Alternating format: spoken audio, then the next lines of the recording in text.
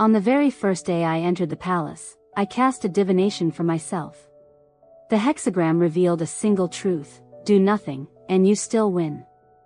I believed it. From that moment on, I officially began my life as a salted fish, doing nothing but eating and sleeping. The selection of noble ladies, I did not go. Paying respects to the Empress, I claimed illness. When His Majesty wanted to summon me, a sneeze, a runny nose, a perfectly coordinated set of symptoms. In the inner palace, consorts fought until some survived and others died. I lived in a dilapidated little courtyard beside the cold palace, sleeping endlessly, no longer able to tell heaven from earth.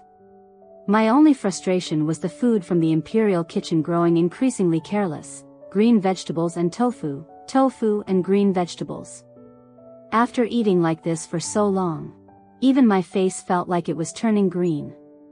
Then the Persian cat kept by the noble consort went missing. The entire palace erupted into chaos: chickens flying, dogs barking, people searching everywhere.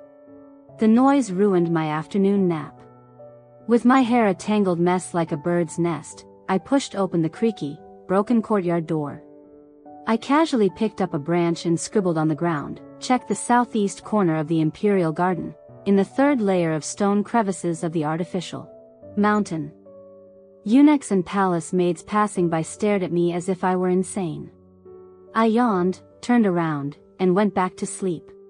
A few hours later, the noble consort stood at my courtyard gate, holding the recovered cat. Her expression looked as if someone had spilled an entire palette of colors across her face. "You? How did you know?" she asked.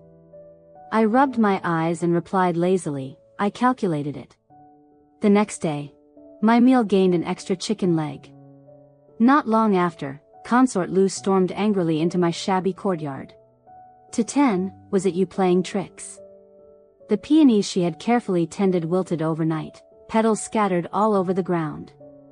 At that moment, I was squatting by the wall, watching ants carry food. I did not even bother lifting my head. At the southwest corner of the flower bed, 3 feet underground, there is a buried doll. Half believing, half doubting, Consort Lu ordered people to dig. Sure enough, a wooden doll pierced with silver needles was unearthed, with her exact birth date carved onto it. Her face went pale. "Who did this?" I brushed the dirt from my hands.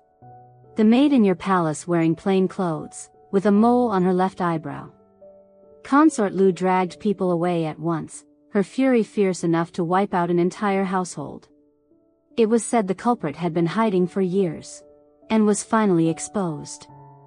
From then on, my meals were upgraded: 2 meat dishes, 1 vegetable, plus an extra plate of exquisite pastries. Rumors spread through the inner palace: that woman near the cold palace. There is something eerie about her. I heard she can divine fortunes. She is probably just guessing. The Empress suffered from severe headaches.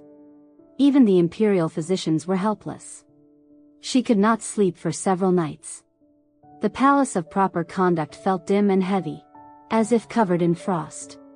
Someone muttered, "Why not ask the one near the cold palace?"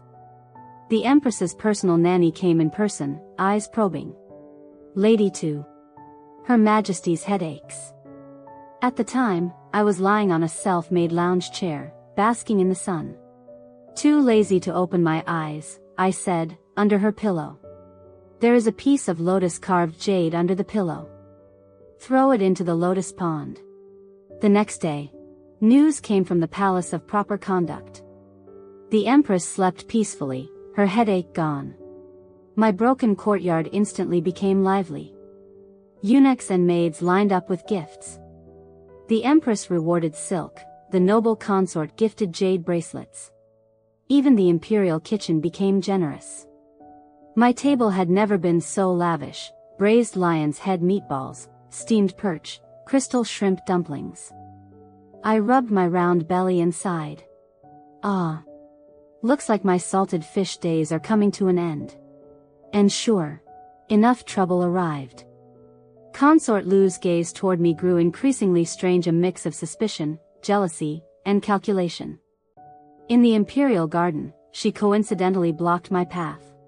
Her smile was stiff. Lady Two is truly favored now. Even Her Majesty the Empress looks at you differently. I lowered my head, staring at a fragile blade of grass growing between stone cracks. You flatter me, noble consort. It is merely luck. Is that so? She stepped closer. The heavy fragrance on her body rushed into my nose, making it itch. Then tell me, when will I bear His Majesty a royal heir? The surroundings fell dead silent. This question was both poisonous and dangerous. Answer correctly, and I would be accused of spreading heretical prophecies. Answer wrongly, and I would be charged with deceiving a noble consort. I sneezed and rubbed my nose. Noble consort. Why do not you consult an imperial physician first? Her expression changed instantly. What do you mean? I looked innocent. The fragrance on your ladyship seems mixed with musk and safflower powder. Inhaling it long term. Conceiving may not be easy. Her face turned paper white. That night, my courtyard gate was smashed open. Several fierce nannies rushed in. Lady Two, such audacity, you dared poison the noble consort's incense. I was dragged away.